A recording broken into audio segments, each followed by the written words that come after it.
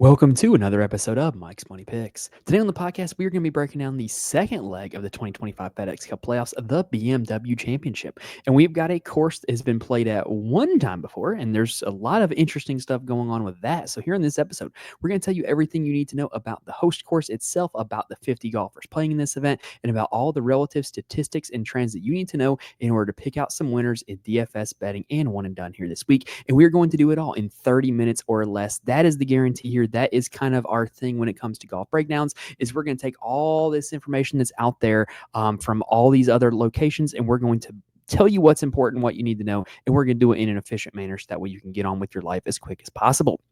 Now, I will say, quick update. Last week I mentioned how my daughter was in the hospital because she was sick, and it kind of delayed the last week's episode. Very much appreciate all you guys that reached out and wished her well and sent prayers and everything. Just really do appreciate it.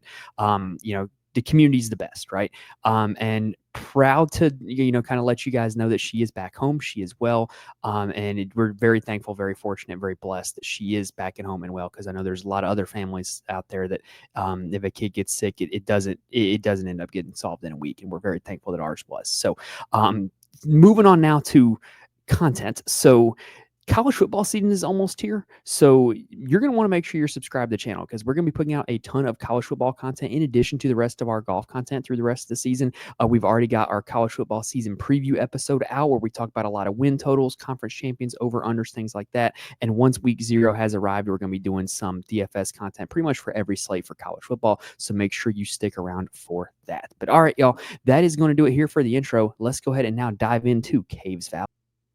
All right, so when it comes to this course, because of the fact that Caves Valley has hosted one PGA Tour event, the 2021 BMW Championship, it gives us a lot to talk about, and I do mean a lot. So if you, like me, remember that 2021 BMW Championship, it was an event where the golf course was absolutely stunning, but it did not challenge the pros at all, even though it was quite long. The winning score ended up being 27 under par, and actually two guys got there. Both Patrick Cantlay and Bryson DeChambeau got there, and it ended up being a super thrilling and compelling playoff where Patrick Cantlay eventually defeated Bryson DeChambeau. Now, it created a very entertaining golf tournament, but the winning score to par police has kind of came out since then and said, "Oh, you can't have a tournament that gets to 27 under par. That's too easy. That's not acceptable. Can't have that."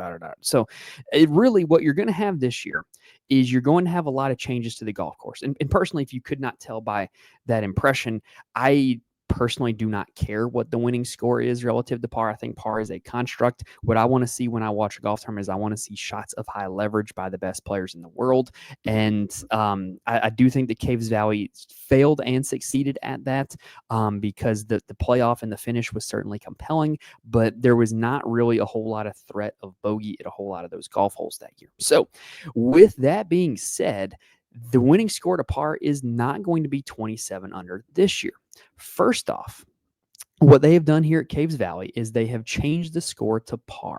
It used to be a par 72. Now it is a par 70, and it's still 7,600 yards. It's going to be one of the longest golf courses played on the PGA Tour this year. What that's going to do is literally instantly, by turning two of the par 5s into par 4s and making it a par 70 as opposed to a par 72, it's instantly going to make the winning score to par be 8 less than it was. So it would have been minus 19 as opposed to minus 27. The other thing that's going to happen is, apparently, according to some internet rumors out there, the rough is being grown out just a little bit. It was just not very threatening last time this tournament was hosted here. It was about 3 inches. Now, last week we talked about how at the FedEx St. Jude had the Bermuda grass there at TPC Southwind was 3 inches, but that was Bermuda grass rough. This is not that because we're in Maryland now. We're not in Bermuda grass country anymore. And so the rough just was not that big of a hazard. This course is not very tight with trees, not a whole lot of water. So with the rough being not really a hazard, it kind of turned into a bomber's paradise. And there are rumors that the rough is going to be grown out a little bit here for this event, but without the actual GCSAA sheet coming out so far for this tournament, we cannot confirm or deny whether those rumors of thickened rough are true or not. The other thing that's going to change is the greens have been slightly redone. They are also going to be playing a little bit more firm and fast this time. Last time this course hosted a tournament, you ended up seeing a super wet, super soft conditions, and so so guys are just throwing darts from all over the place, right? And so when you have a very minimal missed fairway penalty, when you have greens that are super soft and super receptive and guys just throwing darts, you get supreme scoring conditions, right? So this year, even with the scorecard change and the length being unchanged, if you have a little bit more of a missed fairway penalty and you have greens that play a little firm and faster, you're going to end up with slightly more difficult scoring conditions, right? And to me, that seems like it's going to be their goal here this week, is to make the score to par be a little bit lower at the end of the week, even though I'm going to be honest, that's something I could not care less about. But anyway, it seems like they're making a concerted effort to do so, so I got to bring it up. Now, at the end of the day, here's what those changes are going to do to this course. I had the perception of it before the changes of it being just a pure bomber's paradise. Just take a guy who can hit the ball really far, because with the raw distance of this course, you're going to have a huge advantage if you can give yourself a shorter club in, because it's going to allow you to have a lot easier approach shots, right? And so does that change with the rough being thick and with the greens getting a little firmer? Well, I still think the distance is going to be an advantage. Now, you might be saying, well, Mike, distance is an advantage at every golf course. It's an advantage of golfers all over the world to be longer off the tee, right? Well, here's the thing. Distance is an advantage on the PGA Tour when being short and inaccurate gets punished. And what I mean by that is, if you're one of the longest hitters out there and you can give yourself a 7-iron from the rough this week, that's going to be a big advantage as opposed to somebody who's a shorter hitter and is going to be hitting a 4 or 5-iron from the rough. It's just a lot easier of a task, right?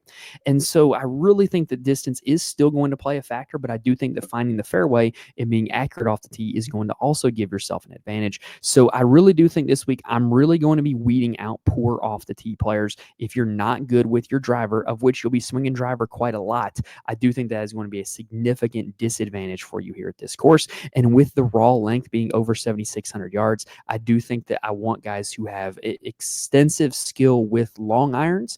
And what that means is I want to have guys that play well at long golf courses, because that is kind of the number one way you can measure long iron play, because long courses tend to have long approach shots. So at the end of the day, that is what we're looking at with Caves Valley here this week. So my key stats, in other words, strokes gained approach is important every single week, week in and week out on the PGA Tour. It's going to be important this week, but I do think it is slightly less or so important this week than it is most weeks. I'm going to be strongly looking at strokes gained off the tee for both driving distance and driving accuracy. And I am going to be looking at strokes gained putting on bent grass greens, which these are. And then in terms of like the corollary stats, I want guys who can go out and make birdies this week. So I'm going to be looking at birdie or better percentage, and I'm going to be looking at performance at long golf courses. Now, here's the deal with this, though. The comp courses this week are going to be quite difficult. We're going to need to know the thickness of that rough. We're going to need to know if they are cutting the fairways down, or, how fast the greens are playing. We're going to need to know that stuff before we come out with a list of comp courses, right? Because that'll allow us to be more accurate with that list. But at face value, the best comp courses are what I feel are longer golf courses with a lot of long iron shots where the missed fairway penalty is not super high. That would be Valhalla, which I think is like the spitting image of this course. TBC Toronto, which I also think is a very good comp. Quail Hollow, which is another Tom Fazio design that I think is a good comp. And then I think those are the three main comps, but some lesser comps are other long iron intensive golf courses: Memorial Park, Vedanta Vallarta, Torrey Pines, and Olympia Fields were the other ones that I would be looking at. All right, so that is our breakdown of Caves Valley. Let's go ahead and take a quick dive down the rabbit hole. All right, if you've been with us all season long, you know that when I mention the rabbit hole, I'm not referring to a literal rabbit hole in the ground. I'm referring to the rabbit hole, which is a tool from BetSperts Golf that allows you to use all different kinds of filters and conditions in order to really weed out the certain micro skills and statistics that you want for specific golfers on specific golf courses. It's allowed me to find some guys this year that I otherwise might not have. I cannot recommend it enough if you're looking for a golf data site. So here's what we're looking at this week here in the rabbit hole. The first thing I want to look at is I want to look at strokes gained off the tee for the calendar year 2025. Just in general, best players in the field: Scotty Scheffler, Chris Gotterup, Rory McIlroy, Taylor Pendrith, and Ludwig Oberg. Now, the next thing I want to look at was strokes gained off the tee just in the last 16 rounds. The reason why I want to do that is because more so than any other time of year, the FedEx Cup playoffs are events where guys can really get on heaters, and recent form really kind of gets amplified. You tend to see guys win events when they come in good form.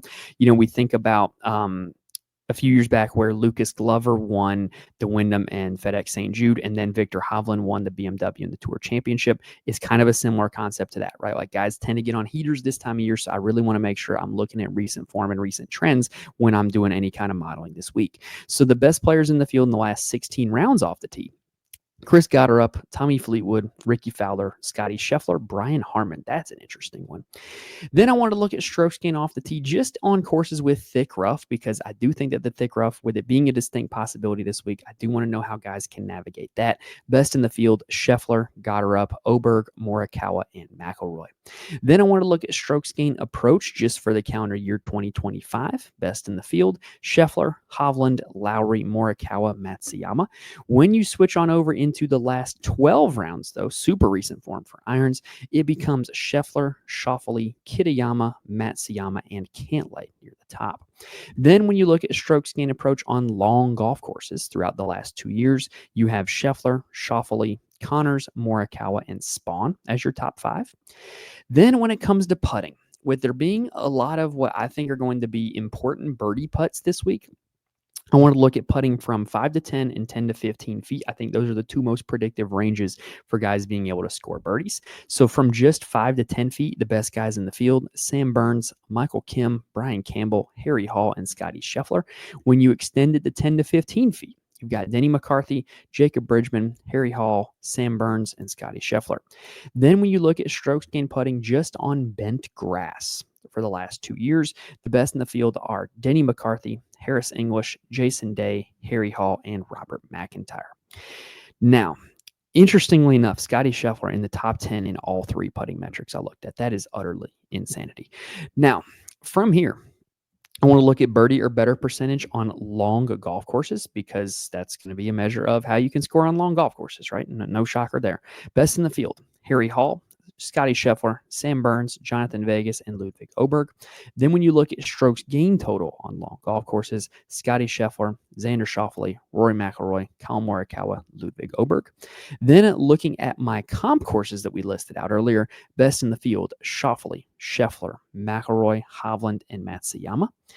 Now, one thing I also want to do is I want to kind of look at driving distance and driving accuracy together, and I really want guys that are either one or the other.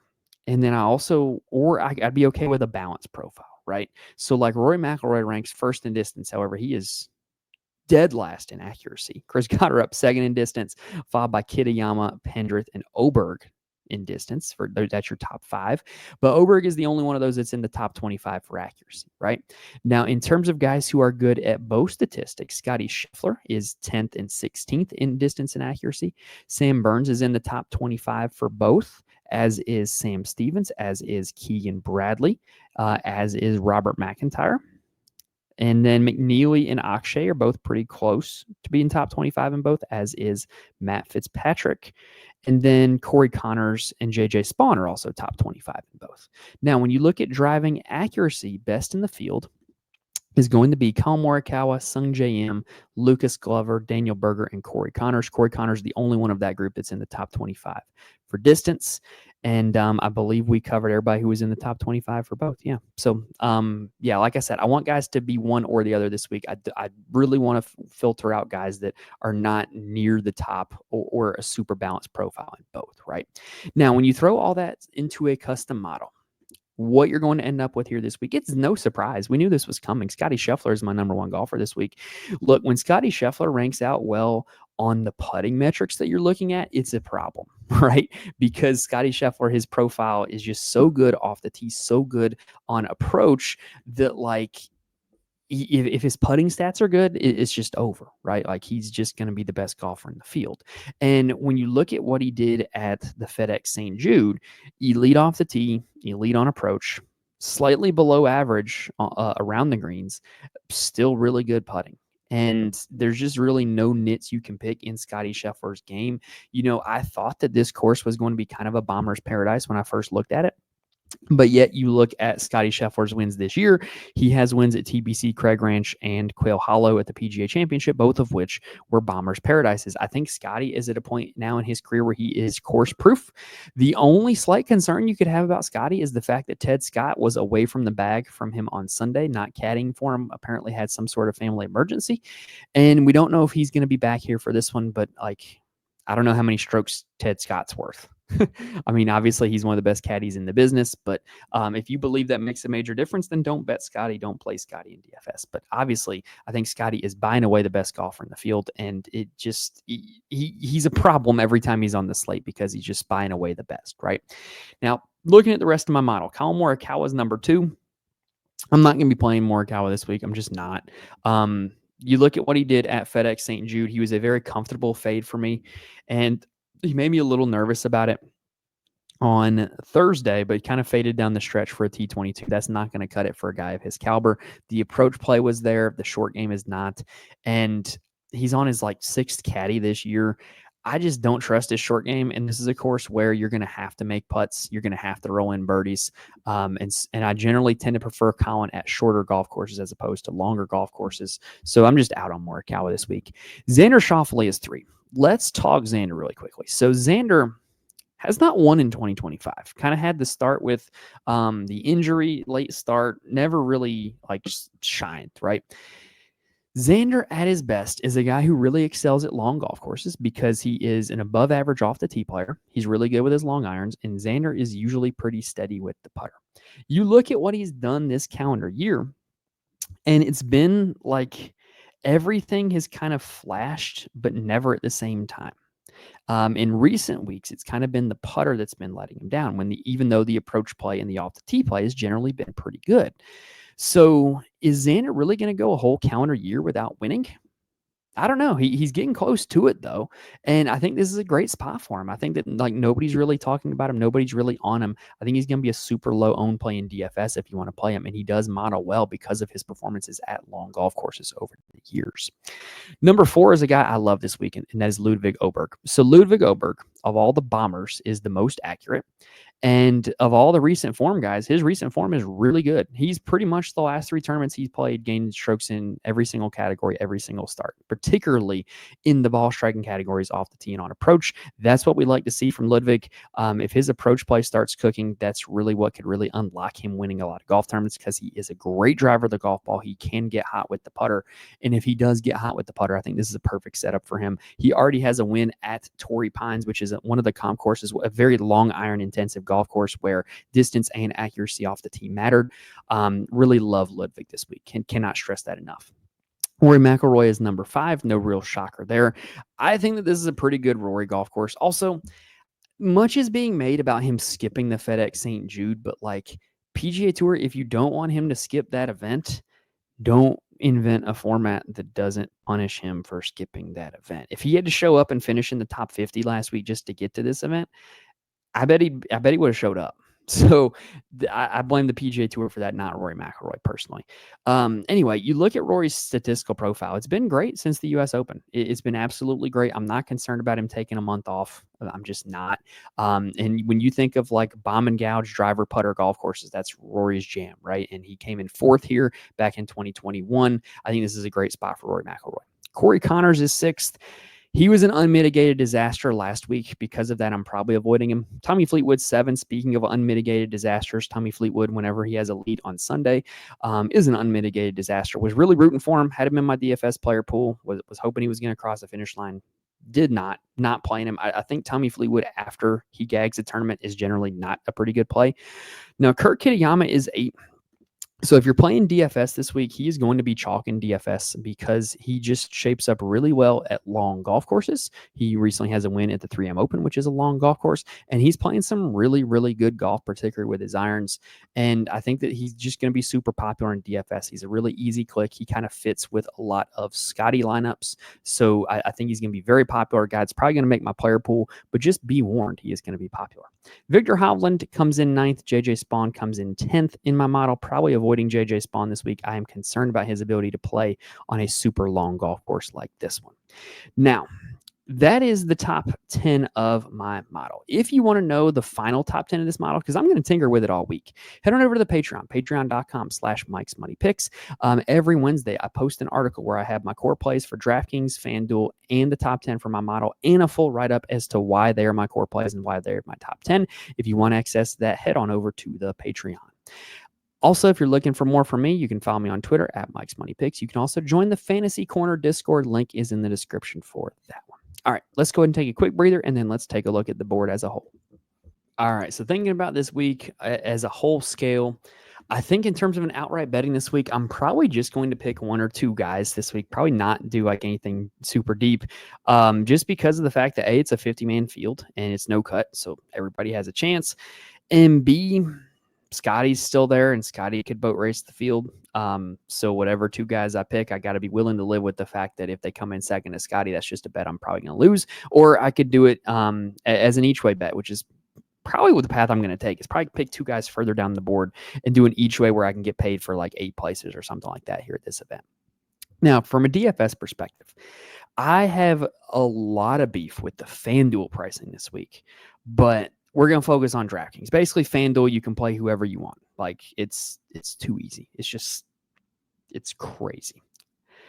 DraftKings, though, Scotty is not priced up enough, in my opinion. We talked about this last week. 13-4 is not enough to discourage people from playing him because there is enough options further down the board that you can pretty comfortably fit him in your lineups.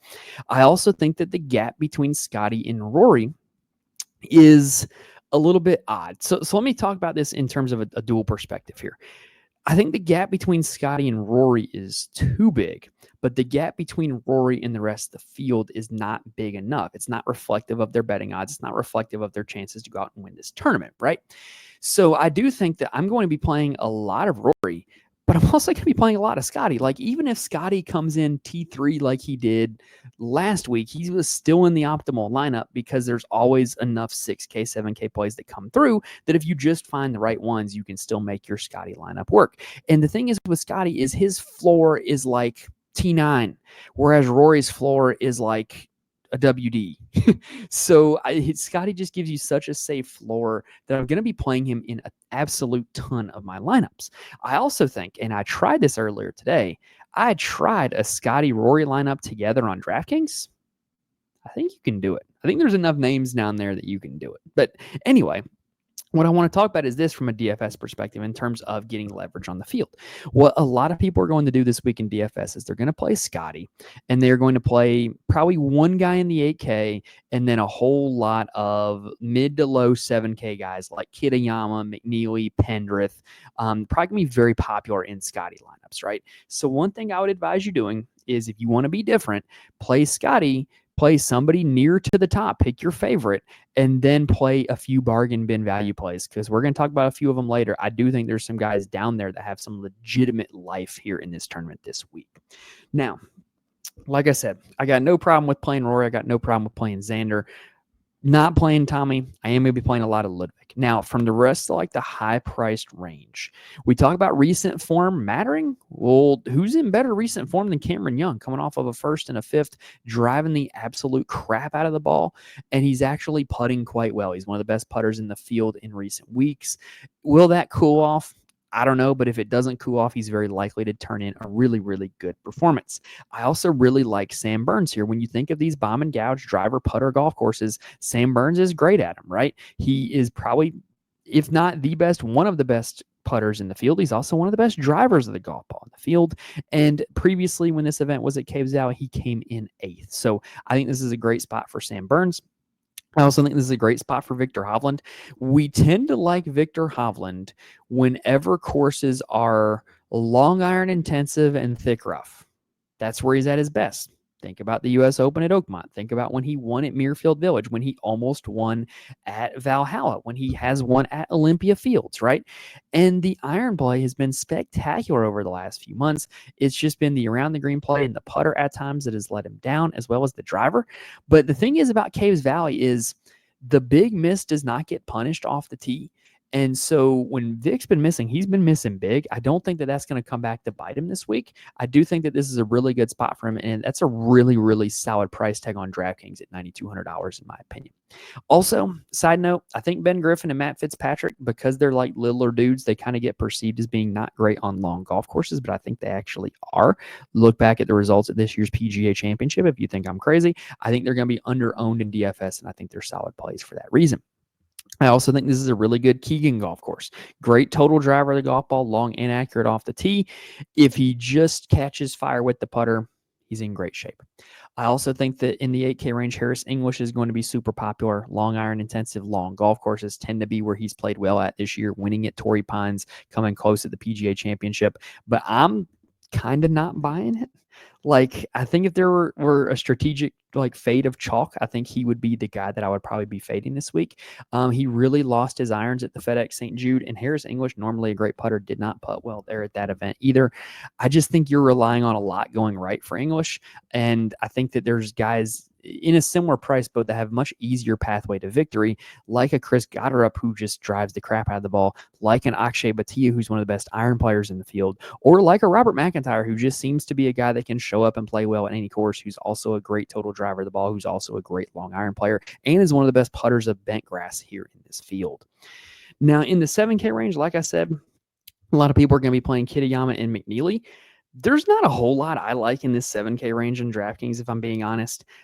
I would kind of tend to lean Denny McCarthy. Like, in a 50-person event where everybody's guaranteed 4 rounds, there's going to be some guy that just puts the absolute lights out and ends up coming in a really good finishing position. That could be Denny McCarthy.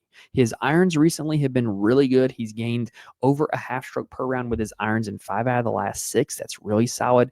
And he's one of the best putters of the golf ball on the PGA Tour. He doesn't fit the mold in terms of great drivers of the golf ball like we talked about, but why not Denny to show up in his home state of Maryland and just putt really well and have a good finish? I could absolutely see it happening. Now, in the 6K range, like I said, there's a lot of live guys down here. So what you have to remember about playing super cheap guys on DraftKings this week is they're all getting 4 rounds, and they're all going to end up with finishing points because they're all going to be in the top 50 technically, right? So you can take some of these guys that might finish T42, but show up and have a lot of birdies and get you a lot of DraftKings points, right? And I think that there's a lot of guys here that can do it. First off, I think Brian Harman is sneakily good at long golf courses, and I would not be looking to fade him this week. He was pretty good for me last week. He did end up making my player pool. I also think Sam Stevens shows up on long golf courses, great bent grass putter, great driver of the golf ball. Check. He's going to make my player pool. Jacob Bridgman is in the Denny McCarthy category of, hey, want some random guy to put the lights out? It could be him. $6,400. I think he could very easily outpay that price tag. But there are some guys that I think are great course fits near the bottom. They're all 4 in a row. Gerard, Fox, Dietrich, Vegas. All big boy drivers of the golf ball. All have shown up in various ways on longer golf courses. You think about Ryan Gerard almost winning at TBC San Antonio. You think of Ryan Fox winning at TBC Toronto. Thomas Dietrich contending at the PGA Championship at Valhalla. Jonathan Vegas winning at the 3M Open, contending at the PGA Championship at Quail Hollow. All of these guys have a track record of showing up on big boy golf courses. And I think that all 4 of them are going to make my DFS player pool. I'm just going to kind of be swapping in and out with different, kind of Scotty lineups or different starts at the top. But I really do like all 4 of them, and I think there's a spot for all 4 of them here this week. If you ask me to pick one, I think he's going to be the most popular in DFS, but my early lean is for Jonathan Vegas. Of that group, he is the one that is hitting his irons the best right now. He is the one that is playing the best right now. Ryan Fox has kind of cooled off from his little Insanity run. Thomas Dietrich really hasn't done a whole lot since his win back in February. And Ryan Gerard has kind of been a little bit hit or miss recently. Most notably, really big hit at the Bermuda Championship where he won, though. But like I said, I think all 4 of those guys, there's a place for them this week with their overall course fit. Let me go kind of cross-check with my model to see if that confirms. Yeah, Jonathan Vegas is 21st in my model for a guy that's very much near the bottom of the board. Sam Stevens is the only other 6K play that was near the top. He's 26th. So, yeah, that's going to do it here for looking at the whole board. Let's talk one and done real quick before we go. So if you are in a proper one and done, this should be the last week of one and done. If your one and done is doing the Tour Championship, I hope you have some sort of rules in place as to how the money is divvied out. It should not be 100% and just solely determined on the Tour Championship. But most one and dones is probably your last week playing. You can see I've already decided one of them in here. There is one and done that I'm in where I kind of just almost unintentionally just had not played Rory McIlroy to this point. And so now I'm playing Rory McIlroy here at this event. I do think it's a great course fit. I do need a win to end up in the money. And not a whole lot of people have Rory, so that could be possible. But for the most part, you should kind of have a guy in mind that you want to play this week, or you should kind of have some sort of strategy in mind, right? Like the one and done that I've been picking here on the show, everybody used Scotty. One guy has Rory left, and then you can kind of see from here where people are going to go, right? Like for instance, Xander Schauffele, 24% of people have him, and 2 of the 7 people ahead of me have Xander. So that stands to reason that they're probably going to use Xander here at this event if they still have him left. You know, you could say similarly about Patrick Cantlay, who was the previous winner here, or Ludwig Oberg, who is available for one person here in this, right? So what I need to do is I need to be able to pick a winner where a lot of the people ahead of me probably aren't going to pick, right? And so for this instance, I had mentioned to a friend last week that I was looking at Victor Hovland for that. 3 of the 7 people ahead of me have him, but I do think that a better look would actually be Cameron Young. 2 of the 7 people ahead of me have him. So if he does win, I should be able to leapfrog some of the people who do not have him available. And I do think that he is a better course fit than Victor Hovland, but it's going to come down to those 2 guys. I can't make my mind up between those 2, between Cam Young or Victor Hovland. But like I said, if you've gotten it this week, you should have like 1 or 2 guys left that you know you should be using, and you should have a plan in place that you need to strategically use in order to pass people if your guy does in fact win. Now, if you're sitting in first, just use your best player available, right? And hope that your guy wins or goes close to winning, so that way you cannot be passed. I don't think there's a whole lot of strategy involved if you're near the top. All right, that's going to do it here for this week's episode, dog. Like I said, 30 minutes or less. We talked about the golf course. We talked about all the relevant statistics, and we highlighted some guys that you need to keep in mind for DFS betting and one and done here this week. That's going to do it for us, though. If this video helped you out in any way, please hit the like button. Please subscribe to the channel. I cannot stress enough how much I appreciate those and how much it helps out with the overall growth of the channel. As you guys liking the videos, rating and reviewing the audio, subscribing to the channel, and I really do appreciate it, because the growth is not possible without the community, right? So we will be back next week for the Tour Championship, which is kind of a lame finishing event. I do like the course. I like East Lake a lot. I think that the FedEx Cup is kind of a weak playoff system, if I must say so. It's about the only playoff system it's like better than is the NASCAR playoff system, if we're being honest. But that's another story. So we will be back next week to talk the Tour Championship. But like I said, college football season is about to start. We're going to have a ton of content coming your way for that. So make sure you're subscribed. Make sure you check that out as well. But all right, y'all, that's going to do it here this week. So thank you guys for watching the list to this point. Best of luck to all you guys with your DFS lineups, betting cards, and one and done entries here at the BMW Championship. Hopefully we were able to help you guys pick out some winners. Thank you guys for watching and listening. I will see you guys next time.